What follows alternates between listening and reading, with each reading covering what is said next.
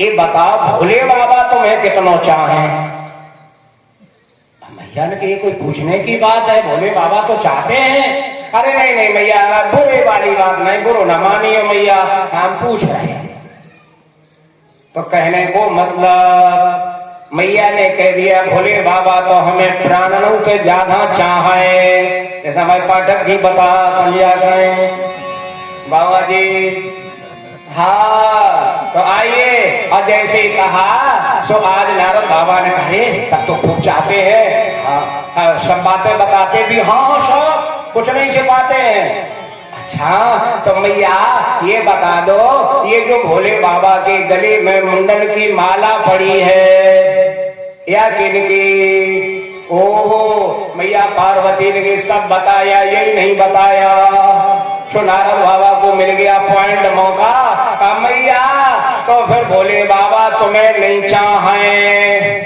हाँ main point की बात तो बताई ना, इम्पोर्टेंट। अब मैया को नाराज किया, चले गए, बन गया काम। और तब तक भोले बाबा की लिखा है कि तभी खुली योगेश की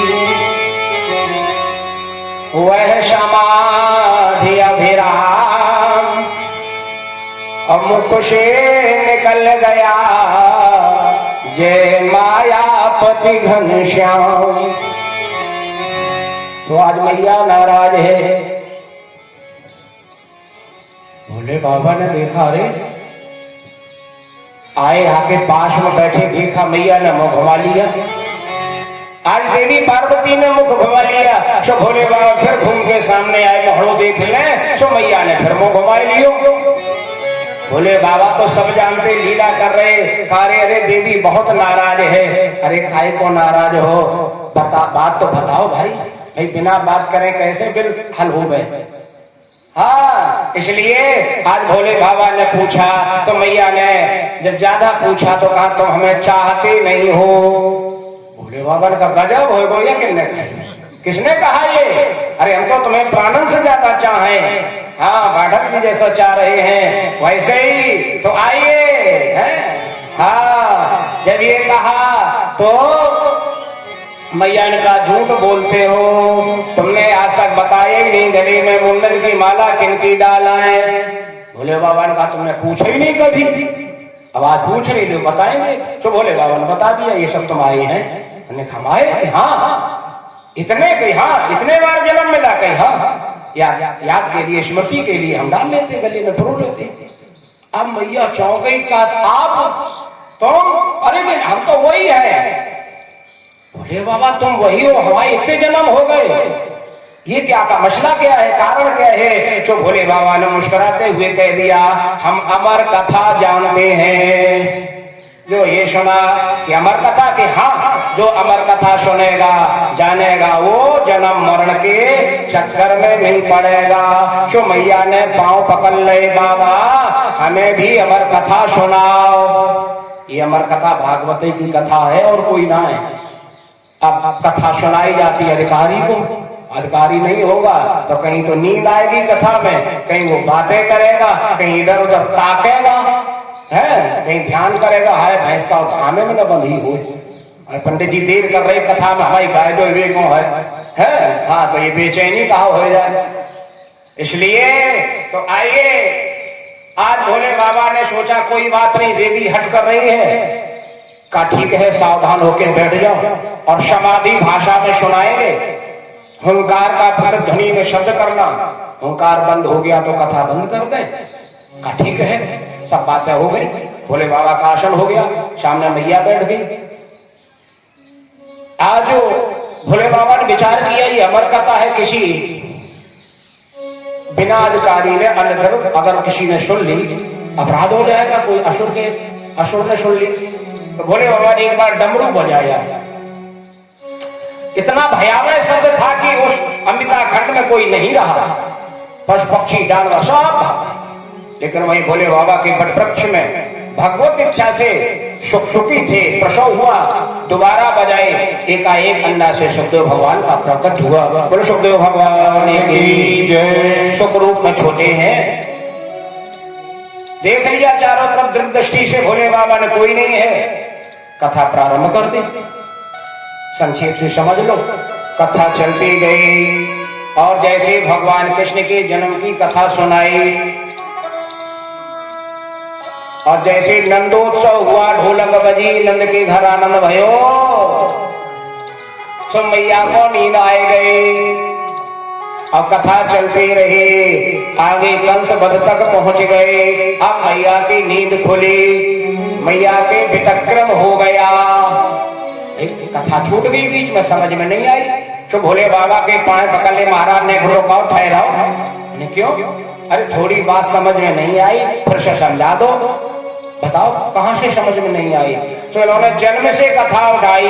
भोले बाबा चौंक गए, इतनी लंबी कथा निकल गई, पूछ रही हो क्या मतलब? तो मैया ने नाराज ना होना, थोड़ी नींद आ गई। भोले बाबा ने नींद आ गई कि पूरी कथा ही चौपट हो गई। फिर भोले बाबा ने देखा हमारी कथा सुनी किसने? चोरी से सुनी। एकाएक क्रोध आया, त्रिशूल उखाड़ा। प्यारे भक्तों, लीला है, मारना नहीं चाहते थे, हाँ सुरक्षित जगह पहुंचाना चाहते हैं भोले बाबा। सब जानते हैं, भ्रम में मत पड़ जाना। त्रिशूल उखाड़ा, पीछे पीछे भाग खड़े हुए और सुखदेव भगवान आगे आगे जा रहे। ये लीला है, लेकिन असली बात तो ये है, यथा स्थान पहुंचाना चाहते हैं। 14 लोकों में गए, कहीं स्थान न मिला, तो जैसे बद्री खंड में गए, बद्रिकाश्रम सरस्वती नदी के किनारे शम्या पराशर व्यास भगवान का आश्रम है। इनकी देवी का नाम है बिटपा, व्यास पत्नी का नाम। ऋतुकाल के बाद में आज इन्होंने स्नान किया है और बाहर खड़े होकर बाल छत पे सुखा रही। सुखदेव भगवान का आगमन हो गया। पीछे से भोले बाबा अंदर गए, एकाएक जमवाई आई और उसी जमवाई के सहारे, और सुखदेव भगवान योगी राज हैं, एकाएक परमहंसाचार्य है, सो मैया के पेट में पहुंच गए। अब इधर का हाल सुनो।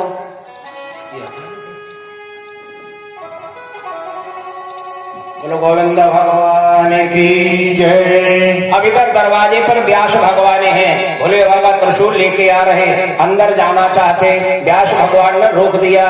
महाराज ये कैलाश नहीं है, ये मेरा आश्रम है। भोले बाबा का मेरा चोर तुम्हारे आश्रम में। चोर? चोर? हाँ, क्या चुराया? अमर कथा। व्यास भगवान साक्षात ज्ञान की मूर्ति है, देख लो लीला कितनी सुंदर हो रही है। व्यास भगवान ने कहा, गुरुदेव भगवान अमर कथा का फल क्या है? तो कहा जो सुनेगा वो अमर हो जाएगा।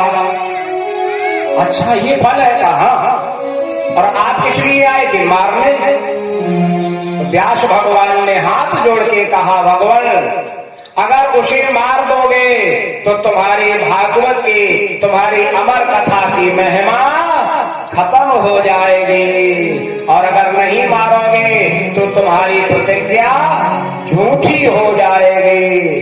भोले बाबा ने त्रिशूल जो हाथ में ही लिए थे नीचे कर लिया, व्यास भगवान को नमन किया, कहा हमें ज्ञान हो गया। अरे हमारी एक नहीं हजारों प्रतिज्ञाएं झूठी हो जाए, लेकिन मेरे आराध्य की, मेरे अमर कथा की महिमा न कम होने पाए, महिमा न कम होने पाए। ऐसा कहते भोलेनाथ और भगवान सुखदेव को सुरक्षित करके सीधे अपने धाम पहुंचाए। अब सुखदेव जी कौन है? पूर्व पुराण में लिखा है, सुख रूपेण संयज्ञो भगवान एवं शंकर, स्वयं साक्षात भगवान भोले बाबा ही हैं। भागवत जी में लिखा है, स्वयं भगवान श्री कृष्ण ही सुखदेव जी के रूप में आए। गर्भ शंका में राधा जी के लीला सुख है। कलयुग में भागवत भगवान का प्रादुर्भाव करना है। अब आइए यहाँ कथा सुनो। सुखदेव भगवान 9 महीना नहीं, कहीं लिखा है 12 वर्ष और भागवत जी में लिखा है 16 वर्ष तक पेट में रहे। मैया को बड़ा कष्ट हुआ। व्यास जी से कहा ऐसा बेटा आया पेट में, बाहर ही नहीं आना चाहता। प्यासी ने प्रार्थना की तो सुखदेव भगवान ने गर्व से कहा, हे पिताजी, हम बाहर नहीं आएंगे। क्यों?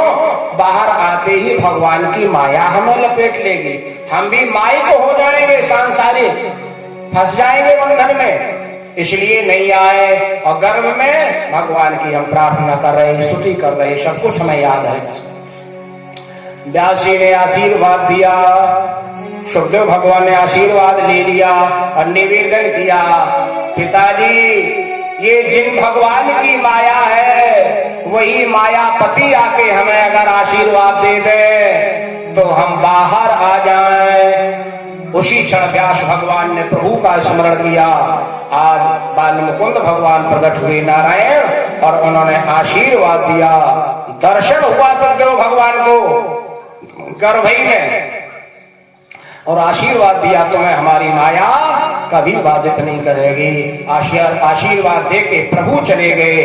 समय अनुकूल आया, एकाएक सुखदेव भगवान का प्रादुर्भाव हुआ, खुशियां मनाई जाने लगी। व्यास भगवान मुग्ध हो गए, प्रसन्न हो गए। दास दासियां दाई दौड़ी की, चलो संस्कार करें नालक छेदन का।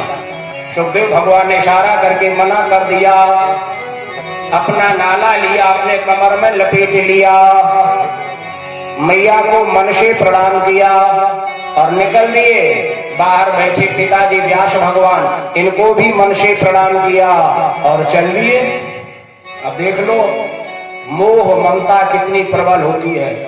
व्यास जी साक्षात ज्ञान के मूर्ति है, जिन्होंने एक वेद के 4 भाग किए हैं। 18 पुराण, मानी भागवत का भी अभी प्रादुर्भाव होगा, लेकिन 18 पुराणों की रचना की, महाभारत की रचना की, साक्षात ज्ञान की